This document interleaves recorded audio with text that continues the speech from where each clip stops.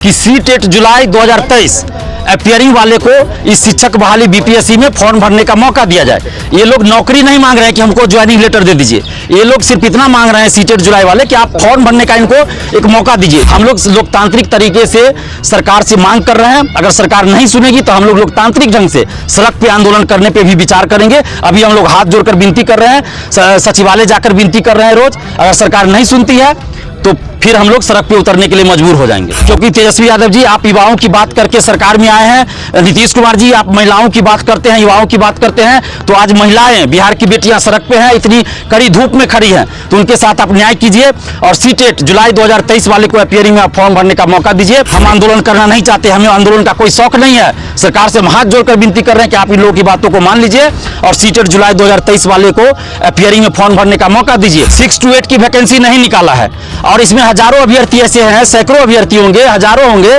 जो सी-टेट परीक्षा पहले दे चुके हैं लेकिन वो पेपर 2 में पास हैं, या बहुत सारे ऐसे स्टूडेंट हैं जो पेपर 2 की ही परीक्षा दिए क्योंकि उनको 6 to 8 का टीचर बनना था। कि अगर नए अभ्यर्थियों को मौका मिलेगा, अगर सी-टेट इसमें से बहुत सारे लोग पास नहीं करेंगे, हो सकता है कि नहीं करे पास, एग्जाम है तो उनका सीट खा जाएंगे 1,70,000 में से, तो ऐसा नहीं होने वाला है। जब बीपीएससी से जब मेरिट बनेगा शिक्षकों के लिए तो वो मेरिट तभी बनेगा ना जब अपियरिंग में जो लोग फॉर्म भरे होंगे, चाहे बीएड वाले भरे हो अपियरिंग में, डीएलएड वाले भरे हो या सी-टेट वाले भरेंगे। आज का ये प्रेस कॉन्फ्रेंस और ये छात्र सभा जो बुलाई गई है, ये शिक्षक बहाली में जो सरकार की दोषपूर्ण नीतियां हैं उसके खिलाफ है और इन शिक्षक अभ्यर्थियों की मांग है, हमारी भी मांग है इन शिक्षक अभ्यर्थियों के समर्थन में कि सी-टेट जुलाई 2023 अपियरिंग वाले को इस शिक्षक बहाली बीपीएससी में फॉर्म भरने का मौका दिया जाए। ये लोग नौकरी नहीं मांग रहे हैं कि हमको ज्वाइनिंग लेटर दे दीजिए, ये लोग सिर्फ इतना मांग रहे हैं सी-टेट जुलाई वाले कि आप फॉर्म भरने का इनको एक मौका दीजिए। चूंकि ये बहाली बीपीएससी से हो रही है और बीपीएससी की परीक्षा होगी, उस परीक्षा में जो मार्क्स लाएंगे उसके आधार पे, उस मार्क्स के आधार पे मेरिट बनना है, न कि सी-टेट के मार्क्स पे या फिर बीएड डीएलएड के मार्क्स पे। तो हम सरकार से ये मांग कर रहे हैं कि जिस प्रकार आपने हमारी बात मानी और बीएड डीएलएड को अपियरिंग में मौका दिया, उसी तरह आप सी-टेट जुलाई 2023 वाले अभ्यर्थी को फॉर्म भरने के लिए इस शिक्षक बहाली में मौका दीजिए अपियरिंग में, ताकि लाखों जो छात्र हैं, हजारों छात्र हैं, उनको न्याय मिले। क्योंकि आपने 6 to 8 की वैकेंसी नहीं निकाला है और इसमें हजारों अभ्यर्थी ऐसे हैं, सैकड़ों अभ्यर्थी होंगे, हजारों होंगे जो सी-टेट परीक्षा पहले दे चुके हैं लेकिन वो पेपर 2 में पास हैं, या बहुत सारे ऐसे स्टूडेंट हैं जो पेपर 2 की ही परीक्षा दिए क्योंकि उनको 6 to 8 का टीचर बनना था। लेकिन सरकार ने क्या किया, 6 to 8 की वैकेंसी ही नहीं निकाली गई है, तो फिर ये अभ्यर्थी जाएंगे कहाँ। इसलिए आप सी-टेट 2023 जुलाई वाले को अगर मौका देते हैं तो ये लोग पेपर 1 पास करेंगे, पेपर 1 की परीक्षा देंगे, पास करेंगे और इसमें फॉर्म पहले आप भर दीजिए, भरने का मौका दीजिए अपियरिंग में, तो ये लोग शिक्षक बन सकेंगे, इनको एक मौका मिलेगा। और जो बहुत सारे अभ्यर्थी इस बात को लेकर घबरा रहे थे कि अगर नए अभ्यर्थियों को मौका मिलेगा, अगर सी-टेट इसमें से बहुत सारे लोग पास नहीं करेंगे, हो सकता है कि नहीं करे पास, एग्जाम है तो उनका सीट खा जाएंगे 1,70,000 में से, तो ऐसा नहीं होने वाला है। जब बीपीएससी से जब मेरिट बनेगा शिक्षकों के लिए तो वो मेरिट तभी बनेगा ना जब अपियरिंग में जो लोग फॉर्म भरे होंगे, चाहे बीएड वाले भरे हो अपियरिंग में, डीएलएड वाले भरे हो या सी-टेट वाले भरेंगे, तो अपियरिंग में जो भी फॉर्म भरेंगे तो मेरिट लिस्ट जारी होने से पहले कॉपियों का जब मूल्यांकन होगा उसी समय या उससे पहले या उसके बाद सबसे सर्टिफिकेट मांगा जाएगा ऑनलाइन, और जो लोग सर्टिफिकेट पास का नहीं जमा करेंगे सी-टेट का या डीएलएड बीएड का, तो उन लोग का जो अभ्यर्थित्व है वैसे ही समाप्त हो जाएगा। तो सीट खाने की बात यहाँ नहीं है, इसलिए इसमें जो पुराने अभ्यर्थी है उनको घबराने की जरूरत नहीं है। मैं ये चीज कहना चाहता हूँ और सरकार से हाथ जोड़कर विनती है नीतीश कुमार जी से खासकर कि नीतीश कुमार जी आप महिलाओं की बात करते हैं, महिला उत्थान की बात करते हैं, आपने बहुत सारी योजनाएं चलाई महिलाओं के लिए, लेकिन आज जो महिला अभ्यर्थी आप देखिए, मीडिया वाले बंधु दिखाइए कि महिला अभ्यर्थी शादीशुदा है, बाल बच्चेदार है, ये लोग इस कड़ी धूप में 43-44 डिग्री टेम्परेचर होगा पटना का, उस कड़ी धूप में ये लोग खड़े हैं अपनी मांगों को लेकर कि हमको न्याय मिले, और ये लोग सिर्फ इतना कर रहे हैं कि इनको फॉर्म भरने का मौका सरकार दे दे। इसमें तो सरकार को कोई आपत्ति नहीं होना चाहिए और सरकार से हाथ जोड़कर विनती कर रहे हैं नीतीश कुमार जी से, तेजस्वी यादव जी से कि आप इन अभ्यर्थियों को जो हजारों की संख्या में है, लाखों की संख्या में है, सी-टेट जुलाई में अपियरिंग में फॉर्म भरने का मौका दीजिए। क्योंकि तेजस्वी यादव जी आप युवाओं की बात करके सरकार में आए हैं, नीतीश कुमार जी आप महिलाओं की बात करते हैं, युवाओं की बात करते हैं, तो आज महिलाएं, बिहार की बेटियां सड़क पे हैं, इतनी कड़ी धूप में खड़ी हैं, तो उनके साथ आप न्याय कीजिए और सी-टेट जुलाई 2023 वाले को अपियरिंग में फॉर्म भरने का मौका दीजिए। साथ ही सरकार की जो नियमावली है जिसमें कई खामियां हैं, उन खामियों को भी सरकार दूर करे।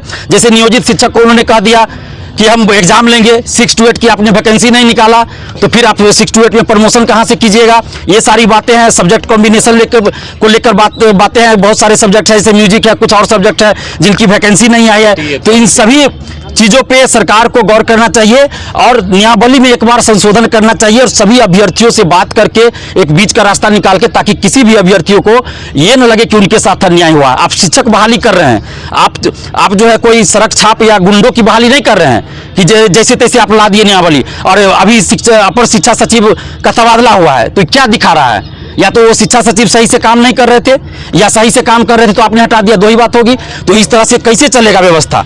आप नियमावली में संशोधन कीजिए, जो जरूरी है, जो सकारात्मक हो सकता है उसको संशोधन कीजिए और शिक्षक अभ्यर्थियों के साथ आप न्याय कीजिए। ये सरकार से हाथ जोड़कर विनती कर रहे हैं, हमें आंदोलन पे मजबूर मत कीजिए। इस कड़ी धूप में किसी को शौक नहीं होता है कि बाहर निकले, और हम आज घर से आए इन अभ्यर्थियों के लिए। ये अभ्यर्थी धूप में 44 डिग्री टेम्परेचर में खड़े हैं अपने हक और अधिकार के लिए कि सरकार सुने इनकी बात को, सरकार सुने। हम उनसे आग्रह कर रहे हैं, अगर सरकार नहीं सुनती है तो इन अभ्यर्थियों के पास आंदोलन के सिवा कोई रास्ता नहीं रहेगा। हम आंदोलन करना नहीं चाहते, हमें आंदोलन का कोई शौक नहीं है। सरकार से हाथ जोड़कर विनती कर रहे हैं कि आप इन लोगों की बातों को मान लीजिए और सीटेट जुलाई 2023 वाले को अपीयरिंग में फॉर्म भरने का मौका दीजिए।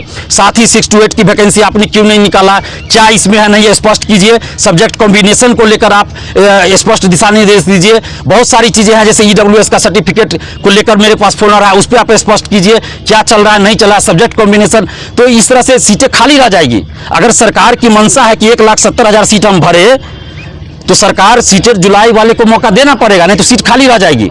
और आप 9th-10th में देखिए, आर्ट्स विषय का आपने STET लिया ही नहीं तो फिर सीट कैसे भरेगा, उसका तो खाली रह जाएगा। तो यानी कि 1,70,000। हाँ, जिस तरह से आप कह रही हैं कि DLED और BEd वालों को मौका मिल रहा है तो सरकार भीड़ कम करना चाहती है या सरकार की मंशा नहीं है? और दूसरा सवाल कि आप लोग कोर्ट का रुख करेंगे क्या अगर सरकार नियमावली में बदलाव नहीं करती है तो? देखिए, सरकार की, वही तो मैं सवाल कर रहा हूं, अगर सरकार की मंशा है कि हम 1,70,000 पे बहाली पूरा करें तो इसलिए हम लोग ये मांग कर रहे हैं कि सीटेट जुलाई वाले को आप मौका दीजिए, क्योंकि ये बहाली आप BPSC से ले रहे हैं। BPSC में जो मार्क्स आएगा परीक्षा में उसके आधार पे कर रहे हैं। तो सीटेट से क्या मतलब है कि सीटेट पास सीट चाहिए? सीटेट का मार्क्स नहीं ना कि जो बहुत ज्यादा चाहिए उस पर मेरिट बनना है, तो सिर्फ पासिंग चाहिए। और उसमें सीटेट में भी मार्क्स का है, जैसे रिजर्वेशन 5% दिया जाता था पहले, वो भी नहीं दिया गया है। और दूसरा सवाल आपका था, दूसरा सवाल था कि कोर्ट जाइएगा, तो हम लोग कोर्ट नहीं जाएंगे।